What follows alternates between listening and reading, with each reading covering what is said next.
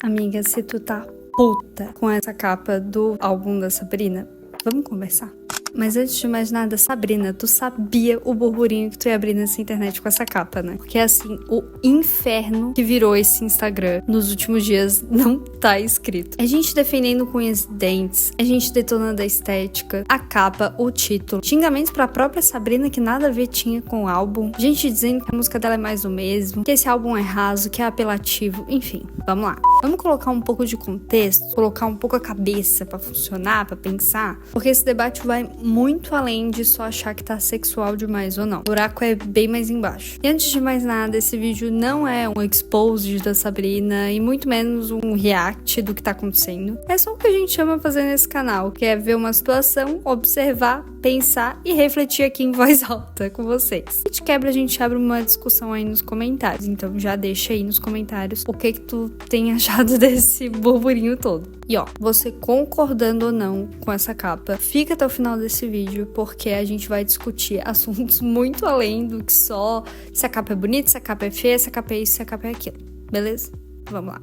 Honestamente, pra abrir esse vídeo, acho que tem um fator muito maior por trás desse desgosto repentino que o pessoal tá tendo da Sabrina, que se chama impaciência geracional. A gente tá num momento que tudo tem que ser diferente o tempo todo. A cada música, a cada lançamento, o artista tem que vir com uma proposta totalmente nova, uma estética nova, coreografia, conceito, tudo novo, inédito, absurdos. Isso não é só injusto, como é insustentável, né, gente? Eu não sei vocês, mas eu tenho um ranço peculiar com músicas de TikTok. Sabe aquela música que estourou no TikTok e virou um inferno, todo mundo só usa aquela música? Eu tenho ranço desse tipo de música. Acho que com a Sabrina foi a primeira vez que eu não tive. Porque elas repetem até a exaustão cada vídeo da tua timeline. E às vezes uma música só é capaz de cansar o ouvido e a cabeça de todo mundo, que daí se vem qualquer outra música no mesmo estilo ou na mesma pegada, o pessoal já se arma e já fica totalmente contra. E vem de brinde o famoso rótulo mais do mesmo. Ou se ele faz algo totalmente diferente, ou ele é apedrejado da mesma forma, ou ninguém dá streaming. E a gente vai chegar nesse ponto, tá? De reclamar, mas dá streaming do mesmo jeito. E pegando nessa parte da repetição, existe uma linha muito tênue entre repetição e identidade. A Sabrina explodiu com músicas como Nonsense, Feather, Espresso, Please Please Please, enfim. E o que todas elas têm em comum? Uma identidade visual e sonora muito forte, com a cara dos anos 70, 80, enfim. Cores muito marcantes. Letras safadas, né? A gente tá falando da Sabrina. Humor bem ácido. E a resposta que entra pra tudo isso e por que todos os artistas fazem a mesma coisa e repetem uma estética até cansar, até esgotar ela, se chama branding. Que eu, né, como designer que sou, eu não posso deixar de citar, galera. E eu sei que vocês já escutaram em todos os vídeos por aí, mas calma que vai fazer sentido. Essas características se tornaram a marca registrada dela. E pra algo se tornar a tua marca registrada, o que tu precisa fazer? Repetir. Ter algo tão teu que tu faz repetidas vezes, às vezes sem nem perceber. É aquilo que faz tanto sentido pra ti que a pessoa sempre vai associar a você. No caso da Sabrina, ela se apropria dessa visão de Polly Pocket, de Barbie, de Bratz, de mulher dos anos 70, 80, porque ela tem essa cara, ela tem todos os trejeitos, enfim. Ela se apropria disso, que as pessoas, olhando na cara dela, já pensam de imediato. A repetição é o berço do branding, gente. Essa é o principal pilar, que se tirar, não existe branding. E é claro que o branding, ele é um universo de coisas, de fatores. Mas sem repetição, gente, não há branding que se consolide. Exatamente pelo exemplo que eu dei agora, da marca registrada. E é exatamente o que a gente aplica no marketing de qualquer empresa ou de qualquer pessoa. Porque sim, amor, você aí do outro lado da tela, você tem um branding. Olha só. Tu não precisa ser alguém fenomenal, famoso, gigantesco pra ter um branding. De forma bem prática, branding é literalmente a identidade, o universo de algo ou alguém.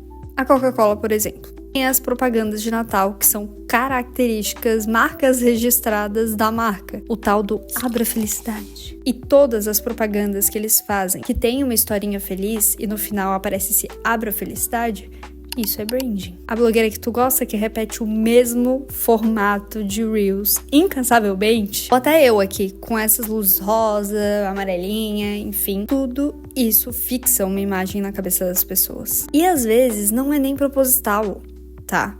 Eu, por exemplo, essas luzes aqui, é porque é o que eu tenho, entendeu? Mas porque é exatamente isso que o nosso cérebro faz já de imediato. Ele encontra formas de tu lembrar de algo ou alguém da forma mais fácil possível. E geralmente, todos esses pontos que mais se repetem, que estão mais presentes ali nas tuas interações com aquela pessoa ou aquela coisa, é o que fixa na tua cabeça. Tu pode até impactar essas pessoas no primeiro momento, da melhor forma possível. Assim, pensa em todos os pontos ali, sei lá, se tu vai postar um Reels, pense em todos os pontos pra um Reels de sucesso. Tu pode alcançar muita gente e tu pode impactar essas pessoas. Mas se tu não continuar aparecendo pra ela, esquece.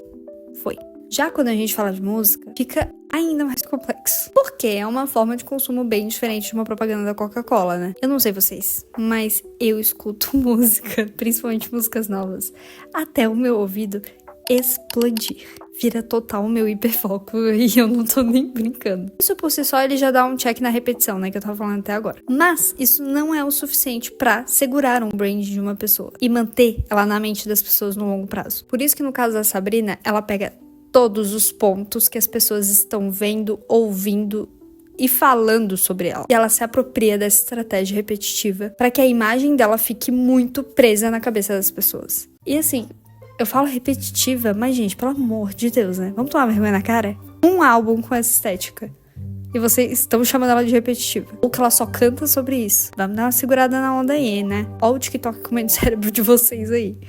Infelizmente, gente, pra ela se tornar uma pessoa grande na música, ela precisa que todos os álbuns dela, pelo menos no lançamento, eles precisam ser muito falados. Ou pelo menos que a cada X álbuns ele me retome as paradas ali. E tu parar agora pra pensar em todos os cantores, bandas, enfim, que tu gosta. Todos eles vão ter pelo menos uma característica que se destaca de todas as outras. Que quando tu vai falar pra alguém sobre aquele cantor, tu fala, ah não, ele é assim, assim, assado. Ele faz isso, isso e aquilo. São essas primeiras coisas que fixam a identidade de um artista. No caso da Sabrina, né, não preciso nem explicar muito, já com certeza apareceu um monte de coisa aí na tua cabeça. Um exemplo perfeito disso é a mãezinha de Sabrina Carpenter, Dona Taylor, que é conhecida principalmente por só cantar sobre relacionamentos e por ter uma identidade musical muito parecida desde quando ela começou. Calma, tá, abaixa essa arma. Eu sei que quem é fã não concorda com isso, fica de boa.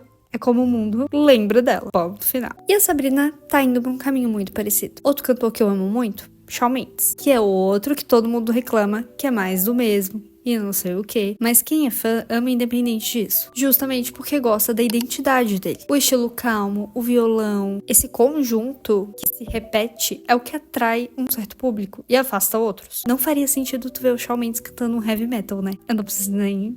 E é aí que entra a identidade de um artista. E funcionou pra Sabrina essa identidade que ela tem hoje, porque ela mudaria exatamente agora onde ela tá. Pela primeira vez, depois de 10 anos, conseguindo firmar o pé dela em Hollywood e na indústria musical. Sabe? Por que ela seria burra de mudar exatamente agora? Ela encontrou o formato de sucesso dela e agora, basicamente, o que ela tá fazendo é consolidar esse espaço. Ao que parece, tentando ser uma Madonna, uma Britney, enfim, causando, provocando e, como a própria diz, confiando no seu instinto. E se tem uma coisa que é o coração do marketing, gente, quando tu começa a estudar sobre marketing, é a principal coisa. Quem fala pra todo mundo, não fala pra ninguém. E a Sabrina nada mais, nada menos do que selecionando o público que ela quer atingir. De forma que ela consiga se manter no mainstream, que sempre foi o sonho dela. Ela sempre deixou isso claro. Ela tá aproveitando esse hype pra, ao mesmo tempo que atrair uma massa, espantar muita gente. Esse é o momento perfeito pra ela construir a comunidade dela, que é a que vai manter ela bem, feliz com a música pro resto da vida dela. Porque a gente sabe que são os fãs que mantêm o artista vivo. Agora, indo para outra parte da conversa, eu não concordo com uma visão que demoniza toda forma de sexualização feminina. Mas eu não vou mentir que eu também não me sinto confortável, 100% confortável, com certas formas de sexualização. E não é porque eu acho errado, e aqui entra um ponto que talvez fique um pouquinho confuso, porque eu, Camila, não curto determinados tipos de roupa ou determinados tipos de estética. Tem determinados tipos de roupa que me fazem me sentir sexy. E tem outras que fazem eu me sentir exposta. Mas isso não exclui o fato de que eu entendo a construção, a motivação por trás desse caso da Sabrina, por exemplo. Ou até da Anitta e da Luísa Sonza, que são outras que todo mundo fica apedrejando por essa sexualização exacerbada. Existe algo que vai muito além da nossa opinião. E são nesses casos onde a gente tem argumentos muito sólidos de ambos os lados que a gente percebe o quanto as pessoas tentam enfiar a goela abaixo as suas opiniões. E é isso que acontece na maioria das vezes. O sentimento fala muito mais alto do que a consciência, a noção de tu parar pra pensar de forma técnica sobre o assunto, pra entender, então ela faz isso por causa disso. Ai, mas é como se a sexualização estivesse servindo ao desejo do olhar masculino, mesmo quando tenta ser empoderadora. Eu concordo contigo. De verdade, eu compreendo plenamente essa questão e, como eu falei, ambos têm argumentos extremamente sólidos. Esse questionamento não se exclui dessa equação, mas entende que quando a gente fala isso, a gente está deliberadamente oprimindo uma mulher que tá só fazendo o que ela bem entende. Ninguém forçou ela a fazer isso. Em alguns casos sim, mas nesse caso não. Ela deixa muito clara a mensagem dela sempre. Essa mulher tá literalmente tomando o controle da sua própria narrativa para que ninguém mais faça isso por ela. Anitta é um grandíssimo exemplo disso. E eu entendo que o questionamento é válido, mas entende como ele é controverso também? Nós queremos tirar o olhar masculino da equação, que ele não seja algo importante. Mas, ao mesmo tempo, nós mesmos trazemos o olhar masculino como ponto central de qualquer coisa que uma mulher faça. Tudo parte do princípio, ok, o que os homens vão achar disso? Eles vão odiar? Então é bom. Aí eles vão gostar? Puta, então não. E pra mim isso é muito mais problemático do que uma mulher jovem falando sobre sexo, que é uma coisa que ela gosta, claramente, solteira e que tá fazendo o dela, que tomou a narrativa pra si e controla a visão dos outros sobre si mesma. Tu acha que esse xingamento que tu tá deixando no comentário dela é algo uau pra ela? Não. Ela controlou, ela fez essa capa querendo que você comentasse. E é justamente o que o feminismo defende. Liberdade da sua própria vida e das suas próprias decisões. Se mesmo assim tu não consegue se sentir confortável com isso, unfollow, não acompanhe. É simples assim, é tão simples quanto parece. Eu odeio o histórico do Chris Brown, mesmo amando muito as músicas antigas dele. Mas hoje eu não consigo mais ouvir. Depois que ele fez com a Rihanna, enfim, do histórico geral dele de pessoa merda. Então eu simplesmente não dou ibope. Nem tudo que é apelativo é vazio, só porque você não compreende. Mas também nem tudo que é apelativo é revolucionário. A gente já viu isso acontecer. Madonna, Britney, Lady Gaga. Toda diva pop teve um momento não Mona paga, que até mesmo os fãs acharam demais. E na maioria dos casos, era justamente esse o ponto. E isso não é uma coisa ruim como muitos insistem em tentar fazer. Essas pessoas necessitam estar nos lugares pra se manter de pé, pra manter o império delas de pé. Enfim, e essa necessidade de chocar, ela só aumenta cada vez mais. Não por esse contexto que a gente tava conversando agora de feminismo e tal, mas sim por essa geração tiktokizada, que foi justamente o que eu comentei no começo do vídeo. E eu digo como social media.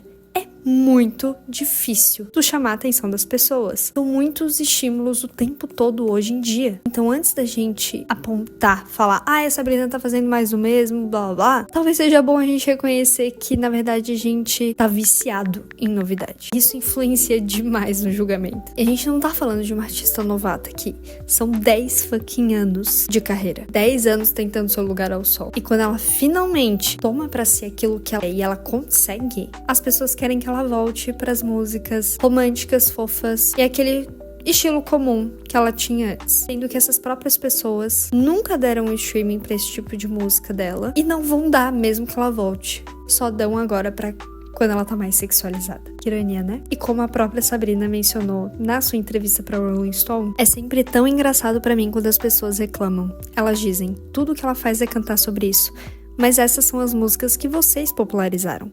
Claramente vocês amam sexo. Vocês são obcecados por isso. Esse vídeo não é pra sair com uma resposta pronta, porque não existe. A sexualização, ela pode sim ser empoderadora, libertadora, enfim, mas também pode ser prisão, performance e também uma forma de perpetuar um olhar masculino muito estereotipado. E pode ser as duas coisas ao mesmo tempo, ou nada, enfim, sei lá. A verdade é que nesse momento concordo com Sócrates, só sei que nada sei. Mas uma coisa é certa, arte é feita pra incomodar. Nunca foi sobre agradar alguém.